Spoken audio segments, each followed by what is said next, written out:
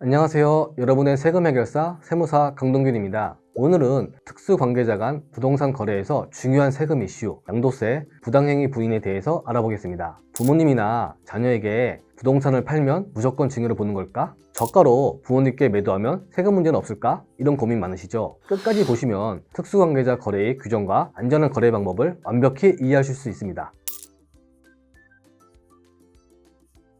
먼저 특수관계자란 단순히 가족만을 말하는 게 아닙니다. 세법상 혈족, 친족, 배우자, 그리고 경제적으로 연결된 사람들까지 모두 포함합니다. 주요 특수관계자 범위는 다음과 같습니다. 부모, 자녀, 형제, 자매 등 사촌 이내, 혈족 배우자의 부모, 형제, 자매 등 삼촌 이내의 인척 친양자와 그 배우자, 직계 비속, 법인의 임원, 주주 등 경제적으로 연결된 사람들입니다. 특수관계자 거래가 국세청의 철저한 관리 대상이 되는 이유는 이 거래가 세금을 줄이거나 회피하려는 수단으로 악용될 가능성이 있기 때문입니다. 그럼 특수관계자 간 부동산 매매에서 가장 큰 문제, 바로 부당행위 부인에 대해 이야기해 보겠습니다. 먼저 배우자 또는 직계 존비속 간에 부동산을 양도할 때는 특별히 주의해야 합니다. 세법에서는 배우자나 직계 존비속 간 거래를 원칙적으로 증여로 추정합니다. 즉 매매가 아닌 증여로 추정되니 이 거래가 정상적인 양도임을 인정받기 위해서는 명백한 증빙 자료가 필요합니다. 양도로 인정받기 위해 필요한 자료는 다음과 같습니다. 먼저 계약의 내용으로 명확한 매매계약서를 작성해야 합니다. 그리고 금융거래 증빙으로 대금 지급이 실제로 이루어졌음을 입증할 통장 입출국 내역이 필요합니다. 또 자금 출처를 대비해서 매수자가 돈을 어디서 준비했는지 철저히 설명해야 합니다. 하지만 중요한 건 이 증빙을 준비했다고 해서 무조건 안전한 거래가 되는 것은 아닙니다. 세법은 특수관계자 간 거래를 시가 기준으로 엄격히 관리하고 있습니다.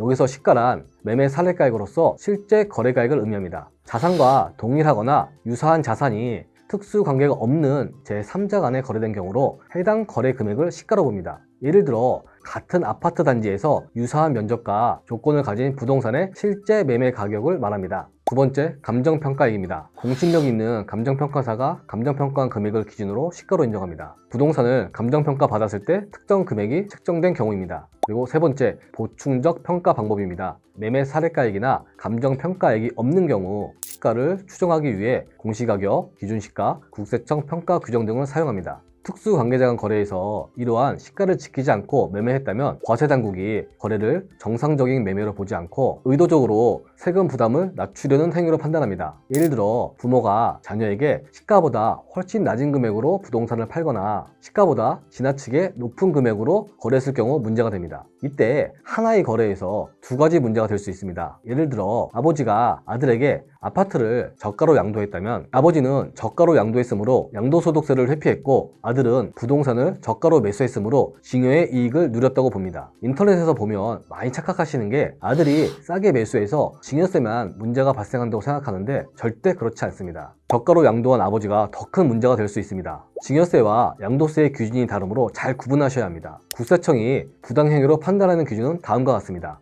저가로 인수한 아들의 증여세 기준은 부동산 거래 금액이 시가의 30% 미만이거나 시가와의 차액이 3억 원 이상일 때 이 두 조건 중 하나만 충족해도 이 거래는 부당행위로 간주될 수 있습니다. 예시로 살펴볼까요? 부모가 자녀에게 10억 원 아파트를 6억 원에 팔았다면 차액 4억 원이 발생하며 이는 국세청에서는 자녀가 1억 원의 증여를 받았다고 판단합니다. 저가로 양도한 양도소득세의 부당행위 기준은 시가와 대가와의 차액이 3억 원 이상이거나 시가의 100분의 5에 상당하는 금액 이상인 경우입니다. 증여세와 달리 30% 기준이 아닌 5% 기준입니다. 10억 원의 아파트를 6억 원에 매도했다면 3억 원 이상이거나 차이가 5% 이상이므로 양도소득세를 계산할 때 6억 원이 아닌 10억 원에 매도했다고 보고 10억 원을 기준으로 양도소득세를 계산합니다.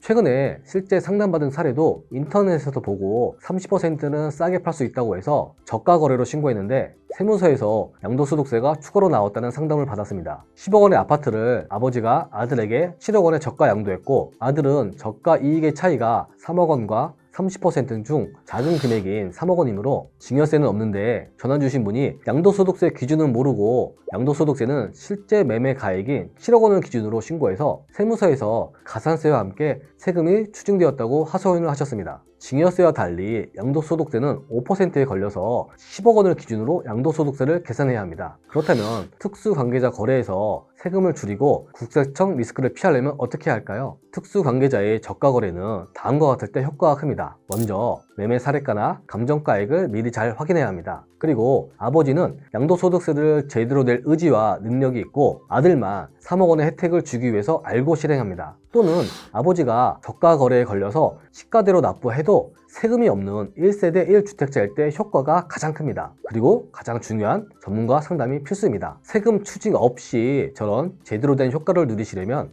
반드시 증여세와 양도소득세의 차이를 정확히 이해하고 세율을 비교한 후 전문가와 절세 전략을 사전에 설계하셔야 합니다. 국세청은 특수관계자 거래를 항상 주시하고 있으니 철저히 준비해야 안전한 거래가 가능합니다. 오늘은 특수관계자 간 부동산 거래와 부당행위 부인에 대해 알아봤습니다. 조금이라도 방심하면 세금 폭탄 맞을 수 있으니 거래 전에 반드시 전문가의 도움을 받으시길 추천합니다. 영상 보시고 도움이 되셨다면 좋아요와 구독 부탁드립니다. 궁금한 점은 댓글로 남겨주세요. 저는 여러분의 세금 해결사 세무사 강동균이었습니다. 감사합니다.